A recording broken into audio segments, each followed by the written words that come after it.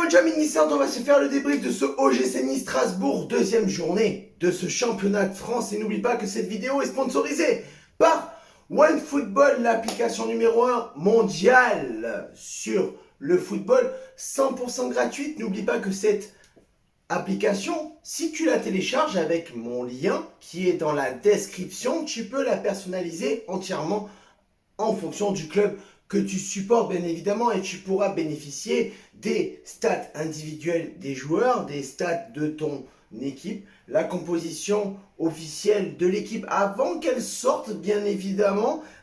Tu pourras aussi bénéficier de pouvoir élire l'homme du match selon le match que tu regardes bien évidemment. Et OneFootball, c'est l'application qui est disponible sur iOS et Android, et grâce à cette application, tu peux aussi regarder les matchs en streaming.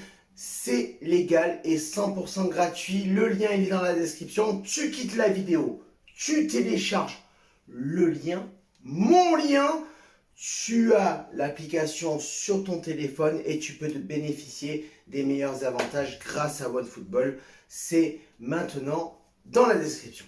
Et on part sur ce débrief de OGC Nice Strasbourg, un match très compliqué. Une équipe de l'OGC Nice, à ses spectateurs, au final, dans ses premières minutes, on a du mal à ressortir le ballon proprement, avec un pressing très propre, très haut, du Racing Club de Strasbourg. Strasbourg gêne la sortie de Nice et rend difficile la contre-attaque. On a beaucoup de mal dans ces premières mi-temps. On a beaucoup de mal, pourquoi? Parce que déjà un rythme très peu soutenu, un manque de vitesse de la part de l'OGC Nice, et encore comme face à Toulouse, des difficultés à trouver des solutions vers l'avant et de prendre de vitesse la défense strasbourgeoise.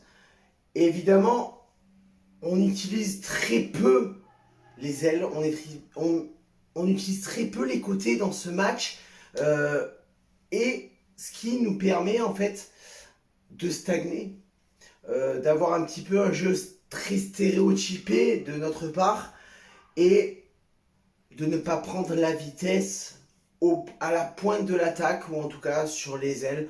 À noter le super arrêt de Kasper Schmeichel à la 22e minute. Il montre sa présence, son expérience et sa qualité de dernier rempart.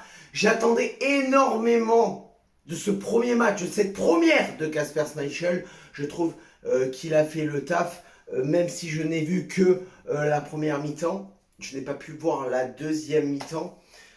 En tout cas, bon, comme je le disais, jeu très stéréotypé de l'OGC Nice, jeu très téléphoné, prévisible. On a du mal à mettre de la vitesse dans ce match. On a du mal à se créer des occasions et on a du mal à faire la différence. Vraiment, si ce match est à qualifier de match officiel, on peut dire qu'on se régale. On peut dire qu'on se régale dans ce match-là, un match sans enjeu où on joue rien. Mais là, on est dans la compétition, papa. On est rentré dans la compétition, dans le championnat. C'est le deuxième match nul que tu nous sors. C'est le deuxième match dégueulasse, on va le dire. J'ai pas vu la deuxième mi-temps, mais de ce que j'ai pu entendre, on n'a pas fait des folies non plus. Même Strasbourg a été peut-être plus entreprenant. Le match est dégueulasse, comme face à Toulouse. Les gars, c'est 2 journées, 2 matchs nuls. Qu'est-ce que ça veut dire 2 journées, 2 matchs nuls? Ça veut dire qu'on ne fait pas le taf. Ça veut dire qu'on ne répond pas à nos ambitions. Très clairement. On voit qu'on n'est pas au niveau. On voit qu'on n'est pas encore rentré dans cette compétition. Et au final, le but qu'on va mettre, il va être sur une accélération de Guiri, fauché dans la surface de réparation, et donc penalty pour Nice. Et ça va être la seule accélération de l'OGC Nice sur cette première mi-temps qui va déclencher une occasion, une transformation du penalty par Andy Delors. C'est vraiment le match en soi est vraiment très compliqué, les gars. on va vraiment pas se le cacher, mais un match très stérile. La seule accélération niçoise concrétisée sur un but, c'est sur un penalty. Comme je dis, il va falloir alterner un petit peu le rythme dans ce match, proposer de la vitesse, utiliser un petit peu plus les ailes et se créer des occasions. L'OGC Nice souffre en attaque, mais on a la chance que les offensives strasbourgeoises ne sont pas tranchantes, ne sont pas assez fulgurantes pour se procurer de réelles occasions. Et c'est un petit peu là notre chance dans ce match, sur cette première mi-temps, et notamment aussi sur la deuxième. Strasbourg est très peu dangereux. Schmeichel est largement décisif. Il me ferait presque oublier Walter Benitez.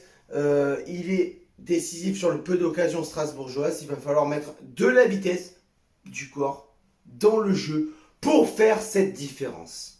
Pour le coup, au niveau de la deuxième mi-temps, comme je te dis, je ne l'ai pas vu, je n'ai pas assisté. J'ai entrevu cette super parade de Kasper Schmeichel qui, pour moi, encore une fois, a fait le taf, je te le dis. Presque, il me ferait oublier Walter Benitez, mais sur un seul match, tu peux pas jouer, tu peux pas juger du caractère du joueur très clairement. Mais voilà, on a cette égalisation de Strasbourg avec Kevin Gamero où Kasper Schmeichel se fait lober. Voilà, et après j'ai l'impression qu'on reste toujours sans solution, on reste toujours avec un jeu stérile, on n'arrive pas à se procurer des occasions. Et comme je disais, quand Christophe Galtier était annoncé sur le départ, quand on avait cette rumeur de Lucien Favre avec un retour à l'OGC Nice, moi je l'ai toujours dit, les gars, le retour de Lucien Favre, il ne me fait pas bander. Il ne me fait pas bander. Pourquoi? Parce que déjà, les retours, je ne suis pas hyper fan, déjà, pour commencer. Et puis, tu fais du neuf avec du vieux, avec tout le respect que j'ai pour Lucien Favre. Mais pour l'instant, on voit, et c'est ce que j'ai annoncé dès qu'il est revenu à Nice, c'est ce que j'avais annoncé, les gars, ne vous enflammez pas avec le retour de Lucien Favre. Parce que il a fait ce qu'il a fait en 2016-2017, c'est pas improbable qu'il n'arrive pas à le reproduire. Même si c'est un super entraîneur, même s'il a les joueurs qu'il veut et les joueurs qu'il demande, un exploit ne se reproduit jamais deux fois au même endroit. La foudre ne tape jamais au même endroit. Donc un exploit ne se reproduit jamais au même endroit. J'espère fortement me tromper, mais pour le moment,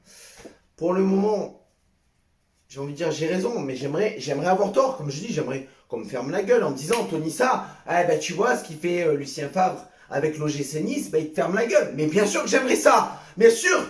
Mais au vu de ce match, face à Strasbourg, face à Toulouse derrière, moi je te le dis, pour l'instant, Lucien Favre, son retour ne m'a pas fait bander. Pour l'instant, ce qu'il propose avec l'OGC Nice entre Toulouse et Strasbourg, ça ne me fait toujours pas bander. Ce n'est que 2 matchs. Mais avec les ambitions qu'on propose et les ambitions qu'on a, je suis désolé, tu dois pouvoir proposer plus.